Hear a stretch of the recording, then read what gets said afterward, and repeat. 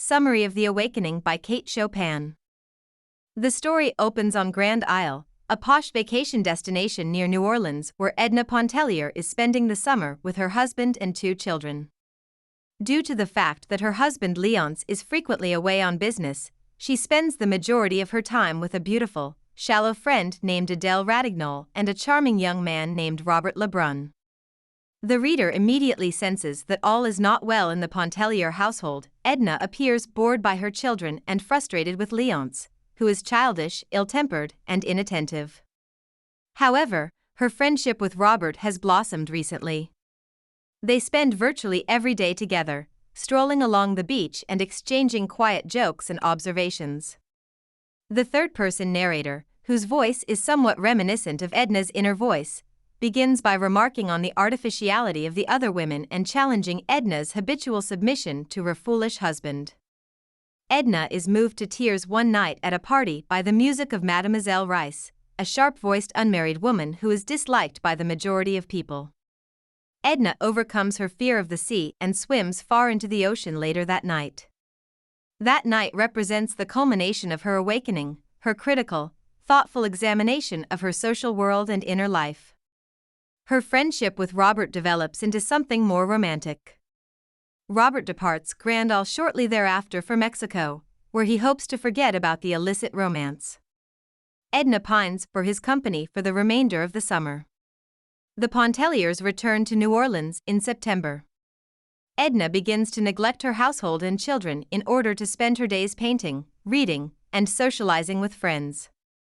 Her friendship with Madame Ratignolles deteriorates somewhat, but she visits Mademoiselle Rice frequently, who counsels Edna, shows her Robert's letters, in which he expresses his love for her, and plays beautiful piano pieces.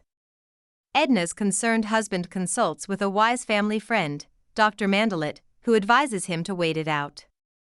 Edna also develops feelings for Arobin, a fashionable young man with a shady reputation. She does not love him, but she is strongly attracted to him physically. Their relationship causes her consternation and anxiety. Edna's husband departs on a lengthy business trip, while her children visit their grandmother. She is so taken with her newfound freedom that she decides to downsize to a smaller house, evicting herself from her current residence and divorcing her husband. She can achieve financial independence by selling her paintings. She throws a lovely going-away party, but is plagued by feelings of blankness and despair throughout. Edna learns one day from Mademoiselle Rice that Robert is scheduled to return to New Orleans. A few days later, she runs into him at the pianist's apartment. He is initially distant and formal, but she convinces him to have dinner at her new house, and they soon begin conversing candidly and affectionately.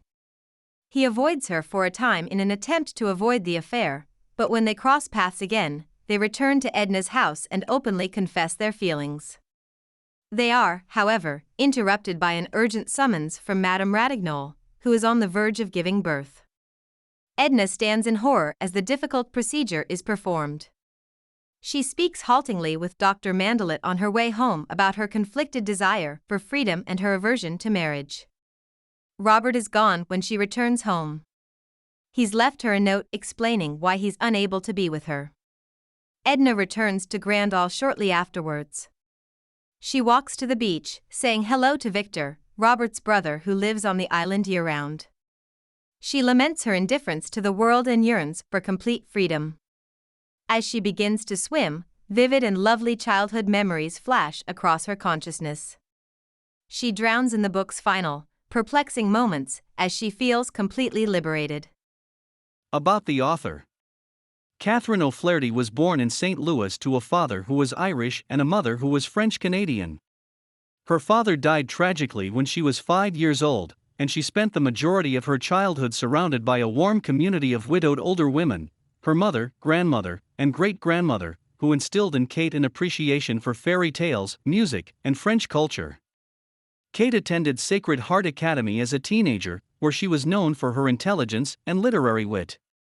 She married Oscar Chopin and relocated to New Orleans at the age of 20. She had 6 children by the age of 28.